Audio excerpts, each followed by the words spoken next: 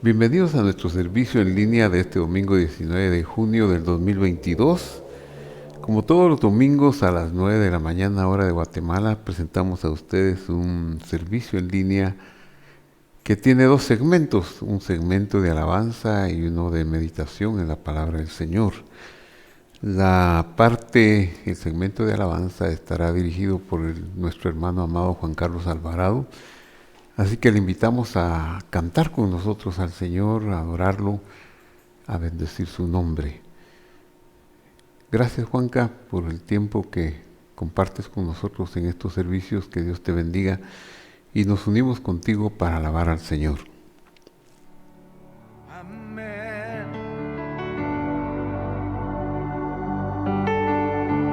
Amén. Alguien diga amén.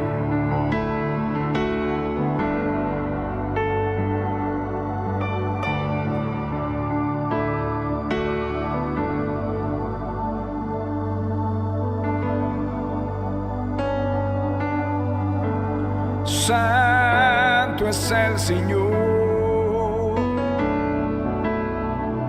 y digno de adoración. Mi corazón ofrezco a ti. Santo es el Señor. Vamos, alguien dígale: santo, santo es el Señor, y díselo, y digno de adoración. Mi corazón ofrezco a ti. Santo es Él, santo es Él, santo es Él, Señor. Santo, adoramos tu dulce nombre, santo, santo de Israel. Estás aquí, amado mío, estás aquí, Señor.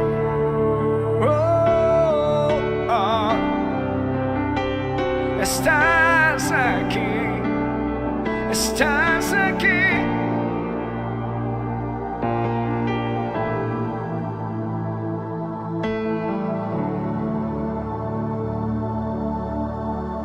Sí, Señor.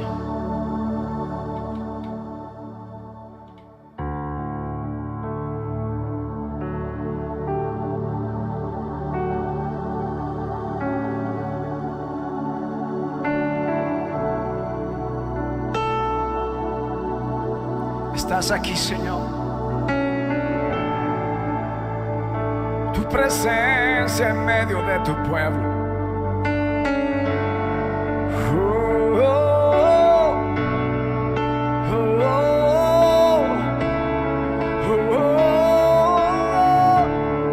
Santo. Dile conmigo: soy deudor a ti, Señor. Soy deudor de tu gran amor, y lo único que quiero hacer es amarte y adorarte. Yo soy deudor a ti, Señor. Soy deudor de tu gran amor,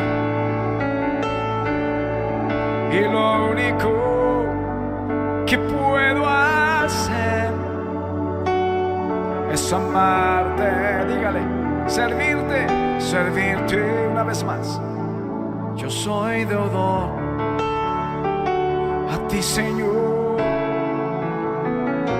Soy deudor de tu gran amor, y lo único que quiero hacer es amarte y servirte. Yo soy deudor a ti, Señor. Soy deudor de tu gran amor, y lo único que puedo hacer es amarte y servirte. Tus misericordias son nuevas y cada mañana se levanta misericordia. Recibí misericordia, quiero dar a los demás, Señor, tu compasión. Tu misericordia son nuevas y cada mañana se levanta misericordia. Recibí misericordia, quiero dar a los demás, Señor, tu compasión.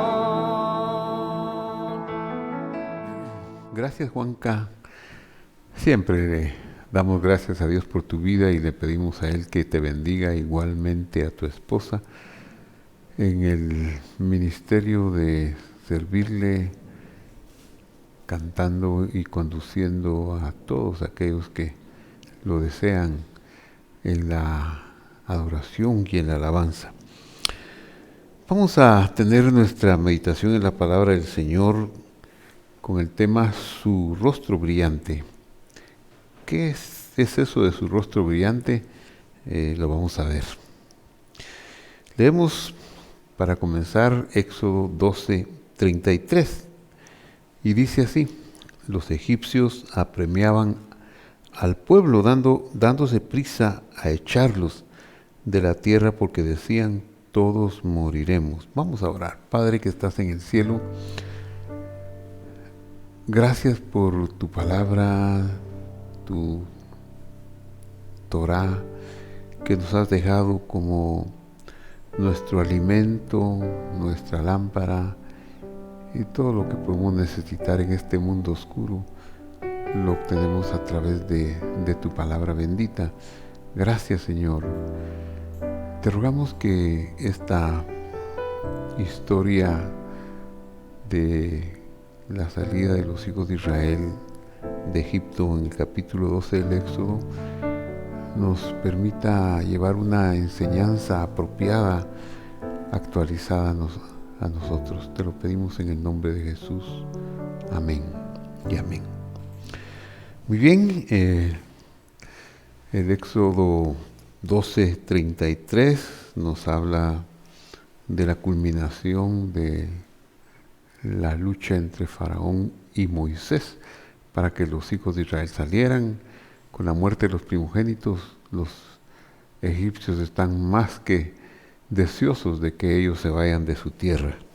Esa es la premura con que les hablan. Los egipcios, dice, apremiaban al pueblo, dándose ellos urgencia, prisa en echarlos de su tierra, lo que antes no habían logrado, ni por asomo Faraón quería dejarlos ir, pues decían, todos moriremos. Y es que la muerte de los primogénitos fue una catástrofe nacional. No se lo esperaban. Dios se lo había dicho desde el primer momento a Faraón, pero no le habían creído. Leemos ahora el versículo 34 que dice: llevó el pueblo su masa, la masa del pan, ¿verdad? La harina para comer, antes de que fermentara, la envolvieron en sábanas y la cargaron sobre sus hombros. La masa de harina se fermenta en 17 minutos, así que ellos tenían tan poco tiempo para que la masa empezara a fermentarse, 17, 18 minutos. E hicieron los hijos de Israel conforme a la orden de Moisés. ¿Qué fue lo que hicieron? Le pidieron a los egipcios alhajas de plata, de oro y vestidos. Así lo había mandado Moisés, así lo había dispuesto Dios. Versículo 36. Y el Señor hizo que el pueblo se ganara el favor de los egipcios y estos les dieron cuanto pedían.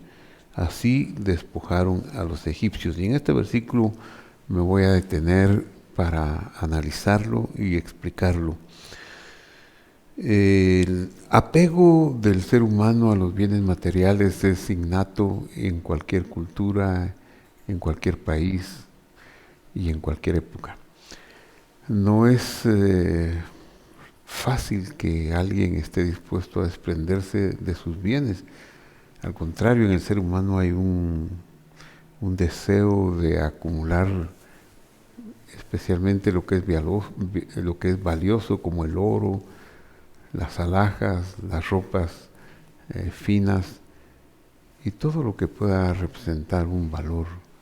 En aquella cultura el dinero todavía no, en forma de billetes o monedas todavía no se mencionan. Eran de otra forma los valores. Las joyas, el oro y la plata siempre han sido valiosos, eso desde la antigüedad, desde la misma historia inicial del hombre. Desde ahí vemos esa fuerza que ha tenido el oro y la plata para cualquier persona. ¿Cómo es posible que los egipcios estén dándole a los israelitas cuanto les piden? Dice, estos les dieron cuanto pedían. ¿Cómo es posible eso? Eso es inconcebible. Nadie se desprende de sus cosas valiosas a menos que esté bajo una amenaza, bajo un asalto. Pero aquí hay algo que llama la atención y dice que el Señor hizo que los israelitas se ganaran el favor de los egipcios. Ganaran el favor es una palabra en el idioma original, en el idioma hebreo, muy, muy corta.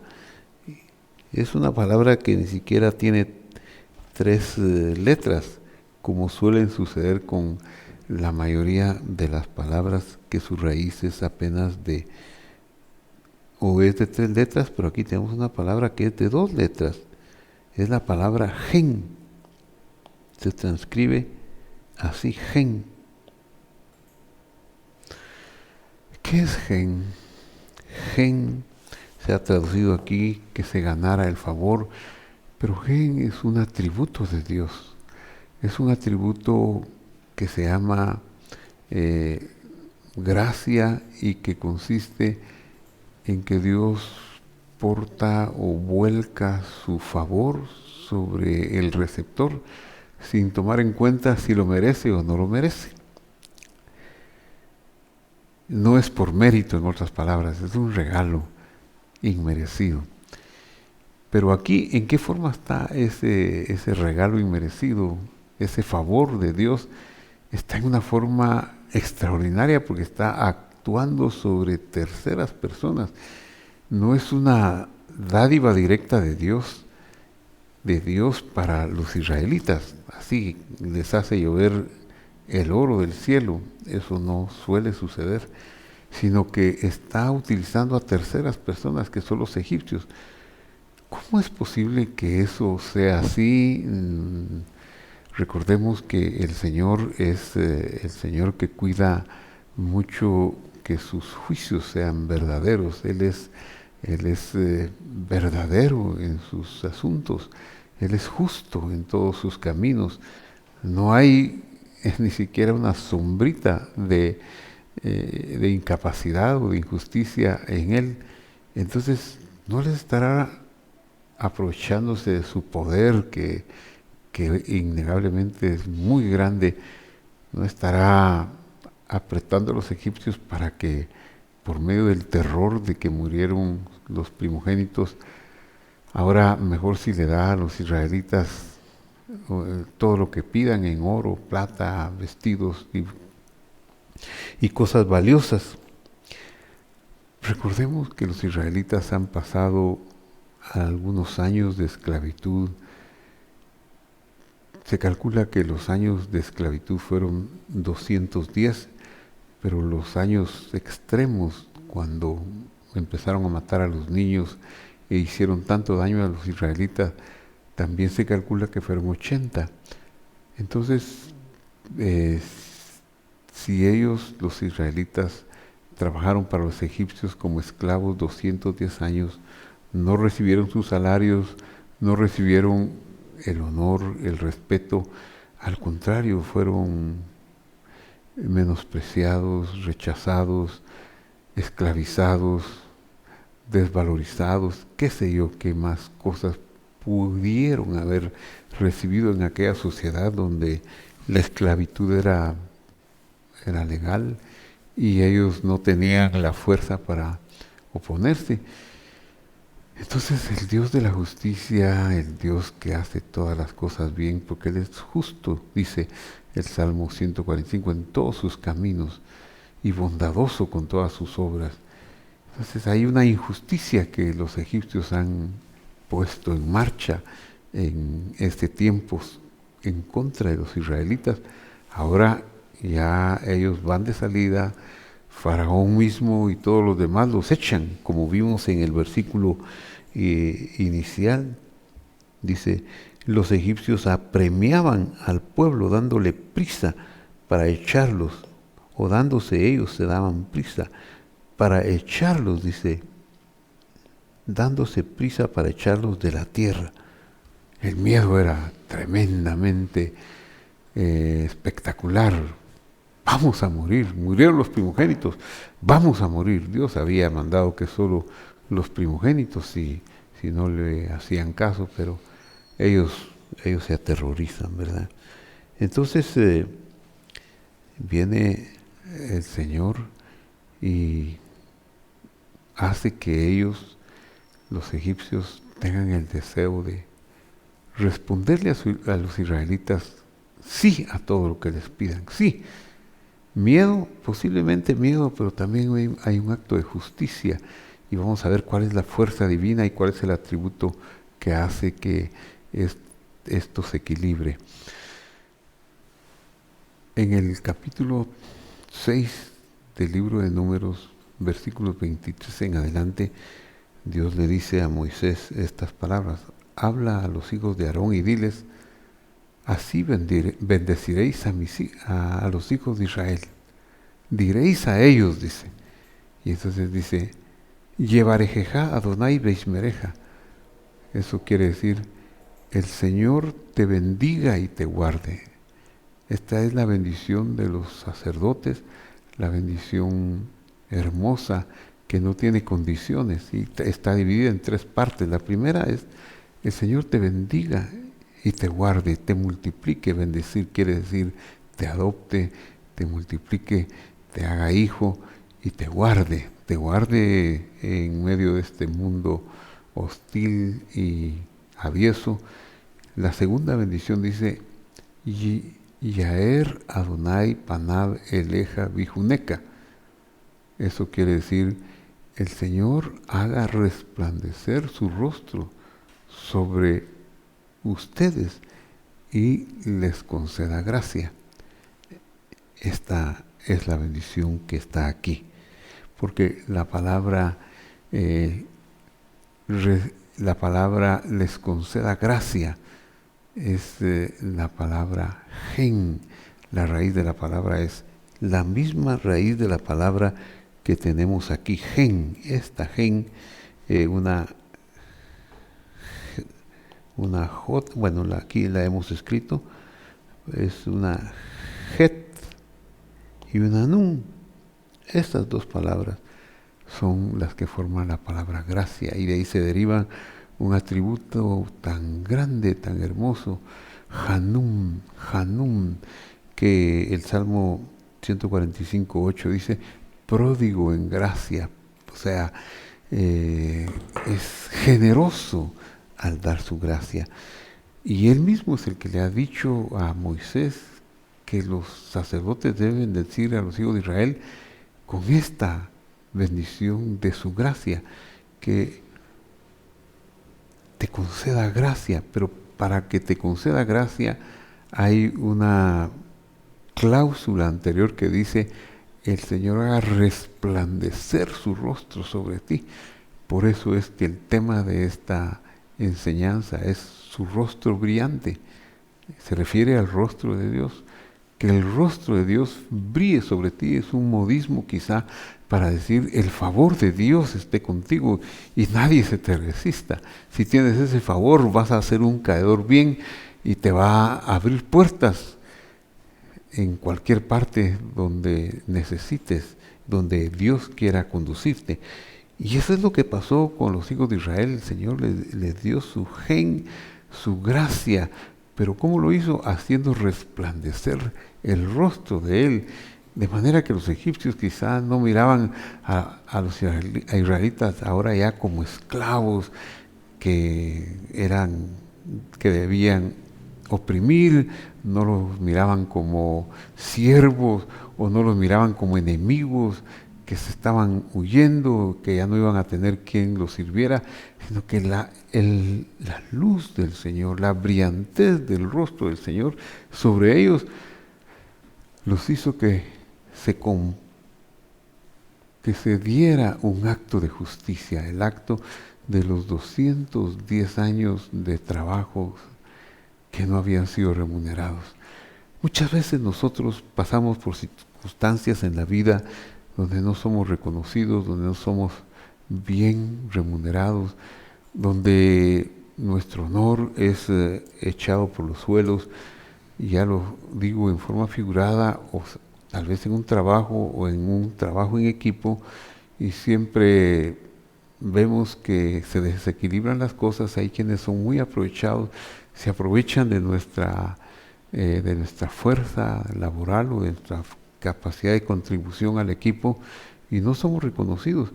Pero Dios, que lo mira todo, hará que eso se equilibre. Sus juicios, sus procedimientos verdaderos nos darán el verdadero premio. Así que lo importante no es tanto ver quién nos reconoce, quién nos paga, sino que Él haga resplandecer su rostro sobre nosotros. Y lo más importante todavía es que Él quiere hacer resplandecer su rostro. Moisés no sabía que eso existía, Aarón no sabía. Él es el de la idea que le dice, habla a los hijos de Aarón. Así bendeciréis a los hijos de Israel. Les dirás a ellos, y da la primera bendición que ya dijimos, el Señor te bendiga y te guarde. Y la segunda, Yaer Adonai, haga resplandecer el Señor, Panau, su rostro, sobre ti, eleja sobre ti, y ponga en ti gracia y te dé gracia. Y te dé gracia, Bijuneca, te dé gracia, te conceda gracia. Y Juneca es la palabra gen, te conceda gracia. Y cuando los israelitas están saliendo de Egipto esa mañana del 15 de Nisán, los egipcios los apresuran, váyanse, sí, pero dame oro, dame plata, dame vestiduras, dame lo que tenés allá guardado, y yo ya vi que tenés ahí, y en fin, ellos no tienen oposición, les dan todo lo que les piden, porque la gracia del Señor está con ellos. Eso es lo que necesitamos nosotros, que la gracia del Señor nos abra puerta. Pero a veces nosotros vamos por caminos humanos y buscamos el favor de las personas. Y como José buscó el favor de aquellos dos hombres a quienes de veras él les había interpretado unos sueños, especialmente al copero, le interpretó sueños y le dijo, Faraón te libertará, te sacará de la cárcel en 3 días. Y como José vio que iba a salir de la cárcel, le dice, acuérdate de mí cuando estés fuera de la cárcel. Pero aquel copero se olvidó de José. Así que buscamos el favor de las personas, pero las personas son ingratas, son malagradecidas. Hasta la canción de La Calandria, que está presa, nos lo dice, ¿verdad? El gorrioncillo llega, la calandria le suplica que la saque de esa cárcel, y si me sacas de aquí yo me voy con usted, le dice la calandria. El gorrioncillo, que no tiene fuerza, como puede, logra que los barrotes se abran un poquito, y entonces la calandria puede salir, y ya cuando está volando, claro, el gorrioncillo es insignificante comparado con ella, según su opinión, y le dice, yo a usted no lo conozco, no sé ni quién es, y se va volando, y el gorrioncillo se queda todo frustrado. Esa es la actitud que nos queda cuando ponemos nuestra confianza en un brazo humano. Nos fallan, nos abandonan, y a veces no solo nos abandonan, sino que también nos roban, nos quitan, nos hacen daño. Pero los que confían en el Señor no serán avergonzados, nunca serán avergonzados, porque cuando Él decide abrir una puerta, la abrirá. El lugar menos indicado para que se abriera una puerta de bendición era en un lugar de esclavitud, en un lugar de opresión, como lo era la situación de los hijos de Israel en Egipto. Y ahí, en esa situación, Dios hace resplandecer su rostro sobre los israelitas, de tal manera que los egipcios no tienen más remedio que darle lo que les pidan, lo que sea, se los dan. Una cosa impresionante. Y la conclusión del versículo es, así despojaron los israelitas a los egipcios. Esto viene a abundar en el hecho de la justicia de Dios de los 210 años. Pero no solamente veamos que los despojaron como un acto de justicia de un pago material, porque eso a la postre no es lo más importante. Aquí tenemos que profundizar un poquito más. ¿Por qué los israelitas están en Egipto? ¿Cuál es la razón? Si hay un dicho que dice, no se mueve la hoja del árbol sin la mano de Dios. Eso es cierto.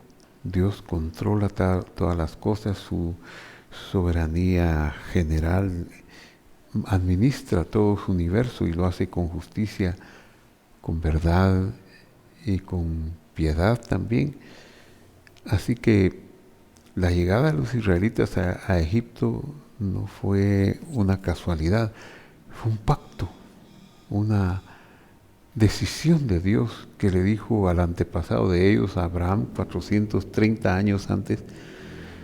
Mirá, le dice, tu descendencia va a ser esclava en tierra ajena.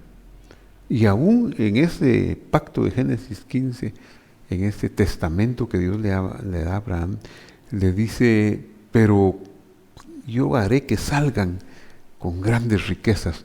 Él lo había de hacer la justicia para que su pueblo, los hijos de Abraham, salieran bien y bien recompensados. Pero hay algo más que está en el fondo, porque qué locura, ¿verdad? Un padre no va a aceptar sin hacer una súplica a Dios y decir, no, Dios mío, no hagas que mis hijos vayan a esa esclavitud. Yo sé que van a ser mis hijos, yo ya no los voy a ver, pero qué doloroso es para mí pensar que ellos van a estar en una situación tan precaria. No quiero ni pensarlo. Abraham no lo hace. ¿Por qué razón?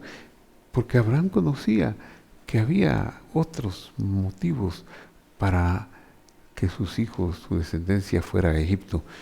Y cuando dice aquí que despojaron a los egipcios, sí, los despojaron del oro y de la plata, pero también había en Egipto parte de Dios, una parte de todo el mundo y toda la tierra son de Dios. Él lo creó y le pertenecen, pero el pecado, el engaño, la maldad, el monstruo de la mentira, la serpiente, han hecho que esto que es de Dios parezca que no es de Dios, y que aún haya quienes se atrevan a decir si Dios existe, por qué hay injusticia en el mundo, por qué hay robo, por qué hay corrupción, por qué Dios no castiga.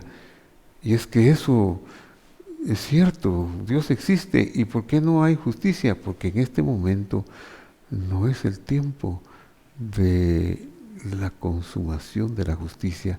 Esta es la época de estar juntando todos los elementos para hacer un juicio llamado el juicio final.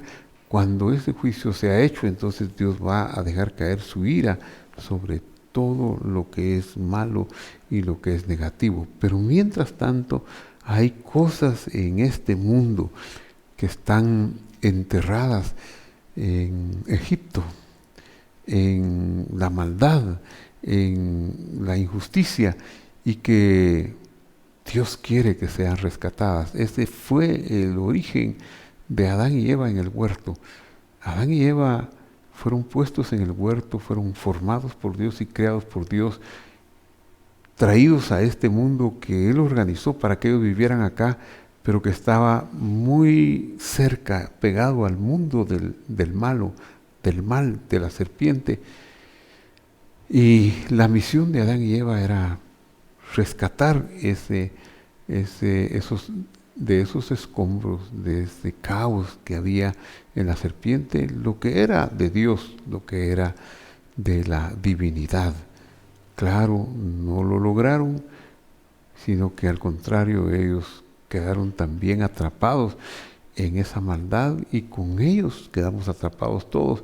Ahora nosotros, como representantes de aquellos padres primeros, cuando ya en este tiempo que son los tiempos finales, como le llama la palabra de Dios, las postrimerías de los tiempos o los tiempos postreros, porque ahora ya hemos avanzado mucho.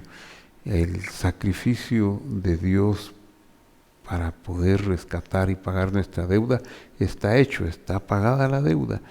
Ya falta poco para que Él retorne y tome todo lo que es suyo en este tiempo, pero nuestra misión, la misión que Dios nos ha dado, como a los israelitas en Egipto, es rescatar esas chispas de divinidad, representadas en el oro, la plata y las alhajas que ellos pidieron. El oro y la plata no es lo más importante en esta historia. Es importante porque iban a servir para hacer el culto al Señor. En el santuario habría muchos muchos recipientes que serían de oro, muchas cosas serían de oro, de plata, y para eso servirían, y también para la vida de ellos. Igualmente nosotros, los bienes materiales, las riquezas que puedan haber en el mundo y que podamos nosotros tener el chance de alcanzarlas, nos van a servir para vivir en este mundo, pero no es lo más importante. La verdadera riqueza no es el oro ni es la plata. La verdadera riqueza es que nosotros vivamos en esta tierra y que aprendamos a perdonar a los que nos hacen daño, a orar por los que están en eminencia, aunque haya corrupción en el mundo, que nosotros podamos elevar una oración ante el Señor y tener un corazón de servicio y de compañerismo en este mundo, con esas actitudes de una vida vistiéndonos de la palabra de Dios, de sus mandamientos, de sus atributos. Nosotros estamos impregnando este mundo de luz, y eso hace que Dios nos dé gracia para que cumplamos nuestro propósito, para que, dice en una parte, dice, que estamos cumpliendo las aflicciones del Mesías, las aflicciones de Cristo. Y es que Cristo ya pagó la deuda, nosotros como sus hijos estamos aquí para continuar la tarea, y mientras estemos en este estado de cosas vamos a sufrir lo que Él sufrió, porque Él dijo, en el mundo tendréis aflicción, vamos a pasar por aflicción, por tribulaciones. Allí es donde necesitamos que se nos dé el favor de Dios, que dice el versículo 36:12, el gen o la bendición que también dice dada a los sacerdotes, con esto bendeciréis a mis hijos.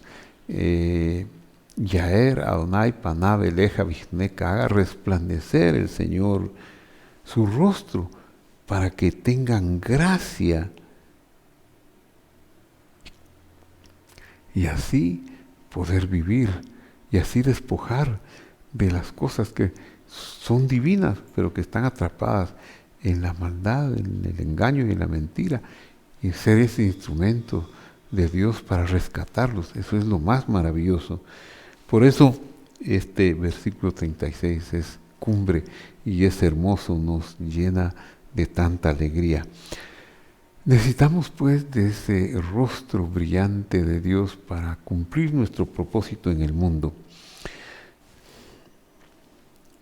Dice el versículo 37, partieron pues los hijos de Israel de Rameses a Sucot.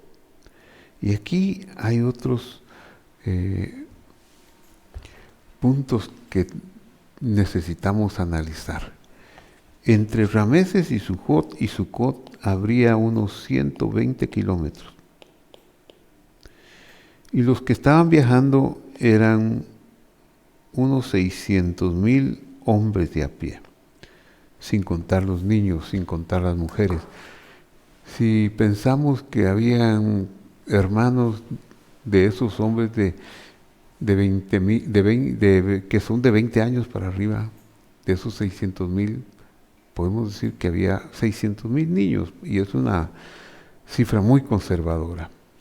Y si pensamos que había mujeres, otras 600,000, tendríamos por lo menos 1,800,000, o sea, 600,000 3 veces, 1,800,000 personas. Pero es posible que haya habido un poquito más, así que la cantidad de los que estaban saliendo de Egipto eran de 2 o hasta de 3 millones de personas. ¿Y por qué la minuciosidad para analizar esas cifras? Se puede usted preguntar. Por esto que está aquí, sencillamente por esto que está aquí. Voy a señalárselo en este momento. Porque dice, partieron de Sucot, de Rameses a Sucot. Y en esta frase nos vemos que hay 120 kilómetros.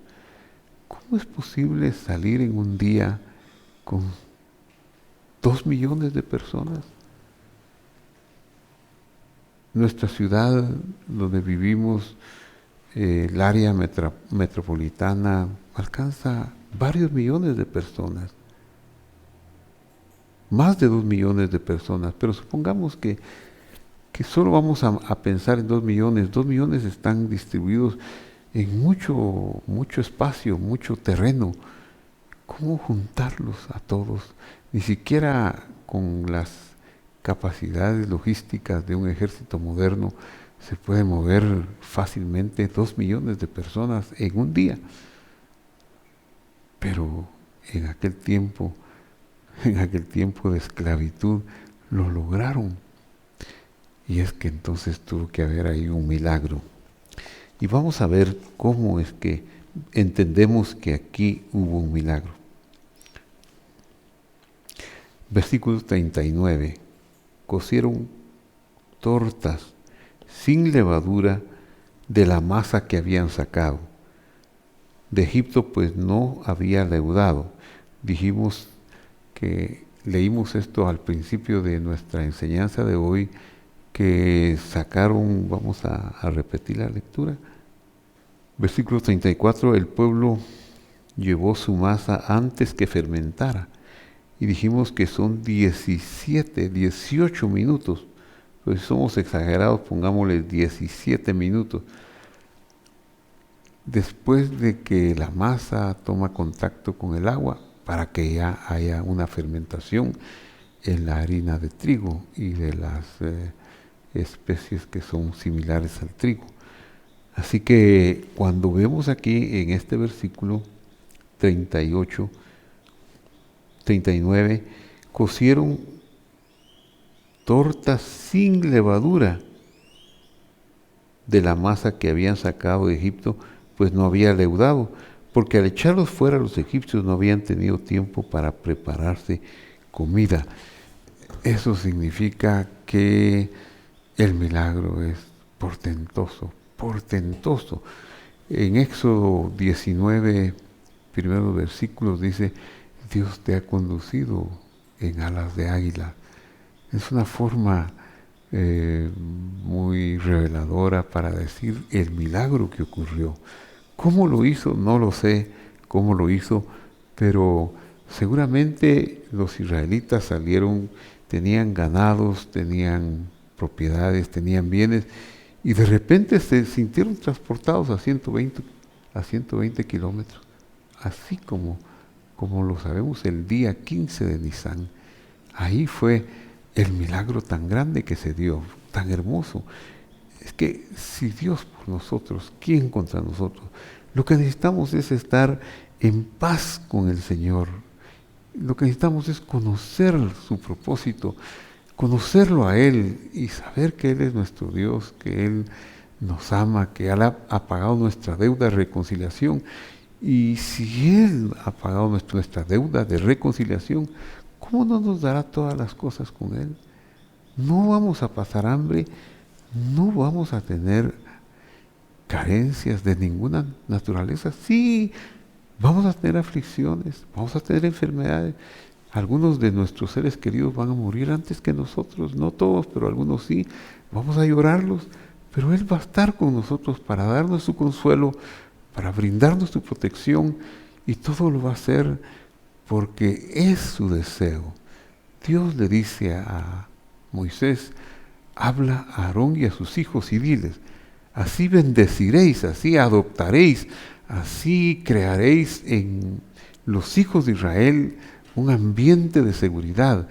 Les dirás a ellos, el Señor te bendiga y te guarde. El Señor haga resplandecer su rostro, es decir, haga brillar su rostro para que te conceda gracia. Si te concede gracia, vas a obtener lo que necesitas, van a venir a ti las cosas, el flujo de bendición va a estar sobre ti. Y la tercera bendición que dice, eleve el Señor su rostro hacia ti para que tengas paz. Esta es la culminación de las tres bendiciones. El Señor no te mire con tus faltas, con tus pecados, con tus angustias, pequeñeces. El Señor te mire desde lo más alto, pasando por alto, porque ya pagó tu deuda, todos los pecados y todas las obras, las malas siembras que hiciste desde que naciste hasta hoy, o que hicieron tus padres. No estés esperando de maldiciones generacionales o que tus pecados de la juventud te alcancen, porque Él te va a mirar desde lo más alto, con gracia. Ya resplandeció su rostro sobre nosotros en la tierra, y luego se eleva para mirarte, te va a mirar desde arriba, no con tus deudas, no con tus errores ni defectos, sino con su amor, y te va a conceder el regalo más grande, que es la paz de Dios que sobrepasa todo entendimiento. Guarde su corazón y guarde mi corazón en Cristo Jesús, Señor nuestro. Oramos. Padre que estás en el cielo, bendito seas tú que nos has amado tanto, que nos has bendecido, Señor.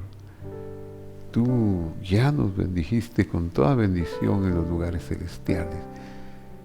Tú diste lo mejor de ti mismo para que nuestra deuda fuera pagada. Hoy ya no tenemos deudas por pagar ante ti.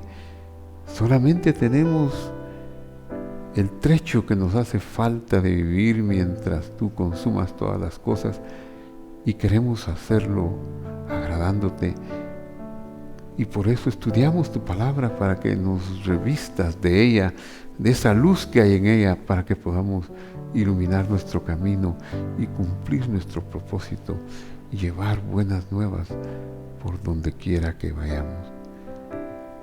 Te pido por quienes están viendo este estudio, este mensaje, para que tú los bendigas también a ellos, como a los hijos de Israel, y los guardes, Señor, para que tú les des tu favor inmerecido, haciendo brillar tu rostro sobre ellos, y de esa manera ellos tengan gracia. Y que tú eleves tu rostro sobre ellos y sobre nosotros, para que viéndonos desde lo más alto y sublime de tu presencia, Señor, nos concedas la paz. Gracias por la paz. Gracias por tu palabra, en el nombre de Jesús. Amén. Bueno, hemos llegado al final de un mensaje más de domingo. Más adelante, en unas pocas horas, en 1 hora y fracción, estaremos transmitiendo en línea el servicio dominical de hoy a las 10:45 hora de Guatemala. Que Dios esté con ustedes y nos vemos en la próxima.